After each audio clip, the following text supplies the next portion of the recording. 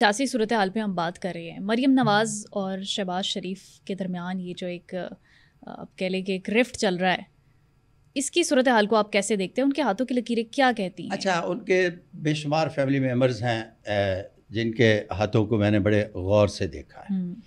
غور سے دیکھنے کے بعد اس نتیجے پر پہنچا ہوں کہ اس طرح سے ہے کہ کچھ لوگوں میں ایک ہوتی ہے لفظ، یہاں ہم ماؤنٹ آف وینس سے پڑھتے ہیں خاندانی رواداری. جب یہ ماؤنٹ آف وینس کشادہ ہو اور اس کے ساتھ جوپیٹر اور مرکری اچھے ہوں تو ایسے لوگ اپنے خاندان میں یا اپنے خاندان میں پائی جانے والی جو بدمزگی ہے اس کو دور کرنے کے لیے اپنے بڑوں کا احترام کر لیتے ہیں. اچھا، جہاں یہ موجود نہ ہوں تینوں چیزیں، وہاں آپ عام کسی غریب گھر میں چلے جائیں یا کسی بھی لینڈ لارڈ یا کسی بھی گروپ آف انڈسٹریز کے مالک کے گھر چلے جائیں، بیٹا باپ کا گریبان پکڑ کے بیٹھا ہوتا ہے اور گالیاں دے رہا ہوتا ہے، اور ساتھ تایا ابو کھڑے ہوتے ہیں، وہ ہٹا رہے ہوتے ہیں، لیکن باپ بیٹا دونوں ایک دوسرے سے گھمسان کی جنگ کر رہے ہوتے ہیں. تو ایسی بات ان کے خاندان میں نہیں پائی جاتی. تو لہٰذا یہ مکالمہ کرتے ہیں اور مکالمہ کرنے کے بعد چیزوں کو اپنی جگہ پہ پھر دوبارہ واپس لے آتے ہیں. واللہ علم بالصواب. اچھا، مریم نواز کے بارے میں بتائیں کہ وہ جس طرح سے شہباز شریف ابھی ایک کہہ لیں کہ لائم لائٹ میں ہیں پرائم منسٹر ہونے کے حوالے سے، مریم نواز کا پوٹینشیل کیسا دیکھ رہے ہیں آپ؟ مریم نواز کے ہاتھ پر دل دماغ کی ایک لکیر پائی جاتی ہے اور زبردست قسم کی کراؤڈ پلر ہونے کے ساتھ ساتھ ہر کام عام ڈگر سے ہٹ کر ڈالتی ہیں اور اس کو پایا تکمیل تک پہنچائے بغیر دم نہیں لیتی. واللہ علم بالصواب. ان کے ہاتھ میں حسن کی لکیر ہے یا وہ بھی انہوں نے خود کروائی ہے؟ اچھا، جب حسن کی بات کرتے ہیں تو میرے لیے تو میری بیویوں کے علاوہ جتنی بھی ہیں ساری مائیں بہنیں ہیں تو ساری خوبصورت ہیں، تو اس لیے میں کیا بات کر سکتا ہوں. ٹھیک ہے جی. اچھا، آپ کو کیا لگتا ہے کہ وہ جو ایک گلاس ہے ان کے ہاتھ میں، وہ دوبارہ آنے کے کیا امکانات ہیں؟ اچھا، وہ کہا جاتا ہے، مجھے اس بات کا پتہ نہیں ہے. اچھا، کہا جاتا ہے کہ کسی ولی نے دیا ہے. ہاں جی.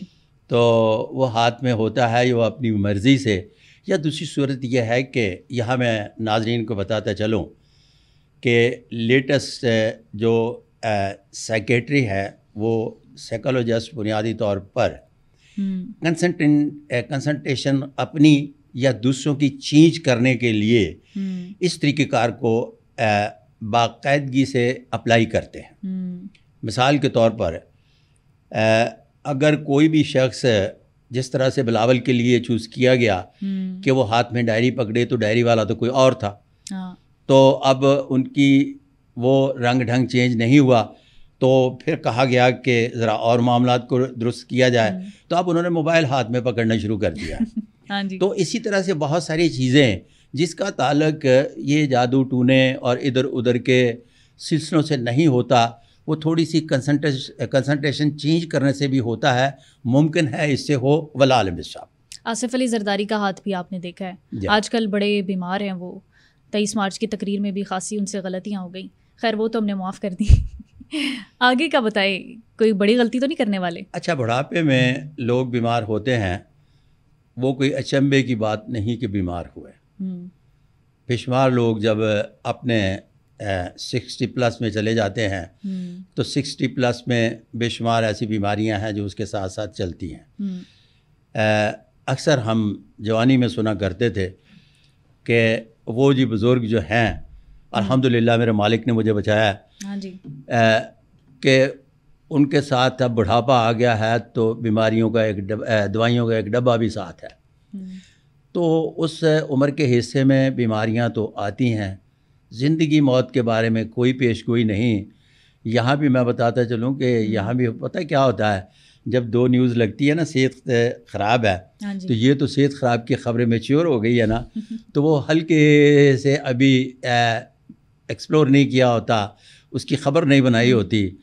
تو یہاں بھی مستقبل شناسی کے لوگ کہہ رہے ہوتے ہیں وہ جی ان کو صحت کا مسئلہ درپیش ہے. موسم کی طرح بادل آ رہے ہو تو کہیں بارش ہوگی. اچھا، یہاں بھی میں بتاؤں کہ ایک بات طے شدہ ہے کہ یہ جو پیش گوئی کو منسوب کرتے ہیں کہ یہ اسی طرح سے ہوتی ہے جس طرح سے بارش کی پیش گوئی کی جاتی ہے، اس کا تعلق بھی اسٹرالوجی سے نہیں بلکہ یہ اس کو سائنسدان نہیں میٹرولوجسٹ ڈیل کرتا ہے. ہاں جی ہاں جی. اور یہ میٹرولوجسٹ جو ہے یہ انڈر ایکسپیریمنٹ ہے، اس کو آپ مشاہدے کی منزل کہہ سکتے ہیں، سائنس نہیں کہہ سکتے. پھر آگے چلتے ہیں، وہ علم غیب.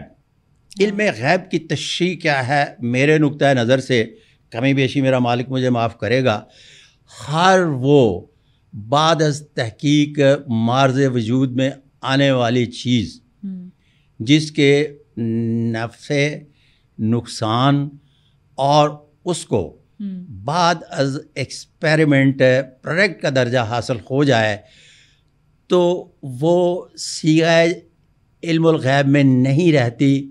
کیوں؟ زمین و آسمان میں بے شمار اللہ پاک نے رونقیں رکھیں اور زمین میں خزانے دفن کیے اور بندے کو حکم کیا، بار بار قرآن حکیم میں ہے کہ اللہ پاک تحقیق کرنے والوں کو پسند فرماتا ہے. تو بعد از تحقیق مارز وجود میں نفع نقصان کے حوالے میں جو جانچ پڑتال کے بعد آ جاتی ہیں وہ علم غیب کا حصہ نہیں رہتی. واللہ علم بالصواب. نہ صرف تحقیق کا بلکہ مسخر کرنے کا کہا گیا. جی ہاں بالکل ایگری ود یو. اچھا، علی امین گنڈا پور کے بارے میں بتائیے. ان کو بڑا شوق چڑھا ہے کہ وہ پارٹی کی قیادت کو سنبھالے، آپ نے ان کا ہاتھ دیکھا ہے؟ اچھا، اس طرح سے ہے کہ علی امین گنڈا پور کے جب یوں کر کے ہاتھ دیکھیں گی نا تو میں نہیں دیکھ رہی. اچھا چلیں کبھی غور فرمائیے گا تو میں طریقہ کار سمجھا دیتا ہوں. ان کے ہاتھ پر سارے کے سارے ابھار نمایاں ہیں. ہاں ٹھیک ہے. انگوٹھا ان کا کافی لمبا ہے. جب سارے کے سارے ابھار نمایاں اور انگوٹھا لمبا ہو تو ان کے اندر محال لیڈرشپ کی کوالٹی جو موجود ہوتی ہے وہ تو پائی جاتی ہے، اس میں کوئی دوسری رائے نہیں. اب یہ دیکھنا ہے کہ کیا مقدر کی لکیر میں کوئی بہت بڑی لیڈرشپ لکھی ہے کہ وہ کرنے میں کامیاب ہو جائیں گے کہ نہیں. وہ نہیں لکھی نظر آتی. واللہ علم بالصواب. کس طرح سے پیر صابر صاحب، میں ہوٹل منصور میں ٹھہرا ہوا تھا پشاور، تو روٹین میں یوں ہی آئے، سیدھے سادے سے بندے ہیں، کوئی اتنی ان کی کوالیفیکیشن بھی ہائی کوالیفیکیشن نہیں. تو میں نے ان کے ہاتھ دیکھے تو میں نے کہا صابر شاہ صاحب سے، جناب آپ تو چیف منسٹر یا وفاقی وزیر بن جائیں. اچھا. وہ کہنے لگے نہیں یار، ہم ان کا بھی دربار سلسلہ ہے.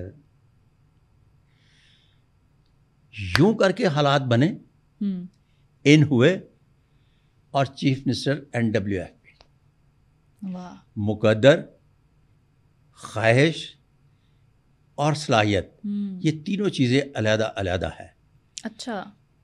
اگر صلاحیت کی بنیاد پر ہی سارے کا سارا دار و مدار ہوتا تو مقدر کو کوئی حیثیت حاصل نہ ہوتی. اللہ کی مرضی نہ شامل ہوتی بیچ میں، کہہ سکتے ہیں نا. صلاحیت جو ہے یہ بھی مقدر سے ملتی ہے.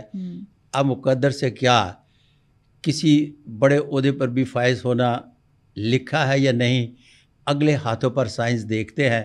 اگر ہوں تو پھر کہتے ہیں کہ آپ اس عہدہ اقتدار پر براجمان ہو جائیں گے، اگر نہ ہوں تو پھر نہیں. واللہ عالم.